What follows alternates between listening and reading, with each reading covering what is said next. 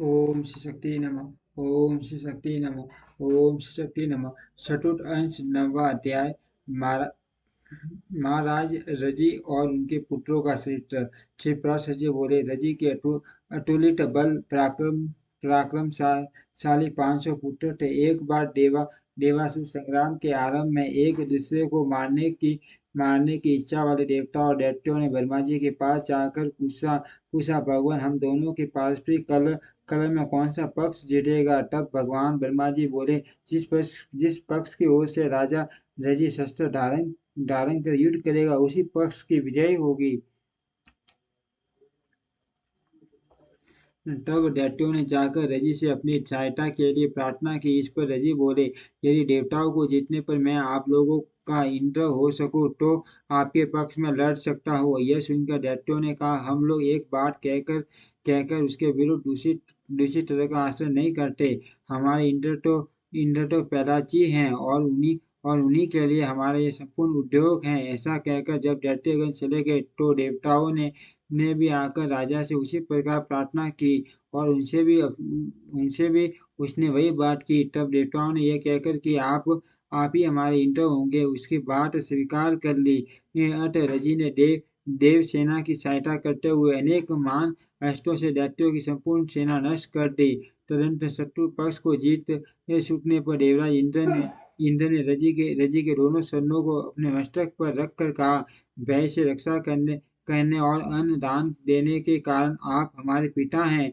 आप संपूर्ण लोगों में सर्वोत्तम हैं, क्योंकि मैं त्रिलोकेन्द्र आपका पुत्र हूँ। इस पर राजा ने हंसकर कहा, अच्छा, ऐसा ही सही। शत्रु पक्ष की भी नाना प्रकार के सातु वाक्य युक्त फिर सब पक्ष की तो बात ही किया है। ऐसा कहकर वे अपनी राजधानी को चले गए। इस प्रकार शतकर्तुई इंद्रपद पर स्थित हुआ।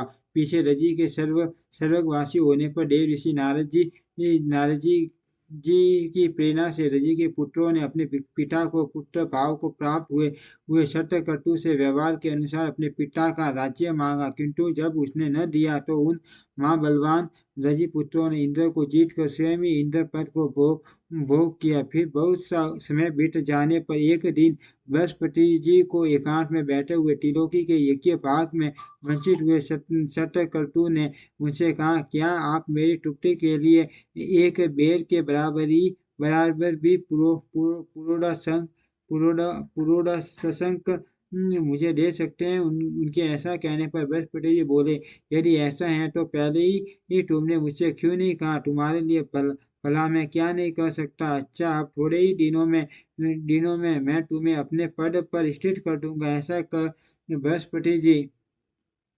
रजिपुत्रों की बुद्धि को मोहित करने के लिए अभिचार और इंद्र की तेजोवृद्धि के लिए हवन करने लगे। बुद्धि को मोहित करने वाले उस अभिचार कर्म से अभिभूत हो जाने के कारण रजिपुत्र ब्राह्मण विरोधी धर्म त्यागी और वेद विमुख हो गए। तब धर्माचारहीन हो जाने से इंद्र ने उन्हें मान डाला और पुरोहित जी के द्वारा तेजोवध होकर स्वर्ग पर अपना अधिकार जमा लिया। इस प्रकार इंद्र के अपने पद से गिरकर उस पर फिर आरूढ़ होने के इस प्रसंग को सुनने से पुरुष अपने पद से पतित नहीं होता और उसमें कभी दुष्टता नहीं आती। आयु का दूसरा पुत्र रम संतानहीन हुआ। सत्यव्रत का पुत्र प्रतिशस्त्र हुआ। प्रतिशस्त्र का संजय का जय का विजय, विजय का कर्ता का हरियदन का सहदेव, सहदेव का अधीन का जयसेन का संस्कृति और संस्कृति का पुत्र सत्यधर्मा हुआ। ये सब सत्यव्रत के वंशज हुए। अब मैं नहुष वंश का वर्णन करूंगा। इति श्री विष्णु पुराणे शतुहंस नमो अध्यायम्। ओम श्री शक्ति नमः। ओम श्री शक्ति नमः। ओम श्री शक्ति नमः।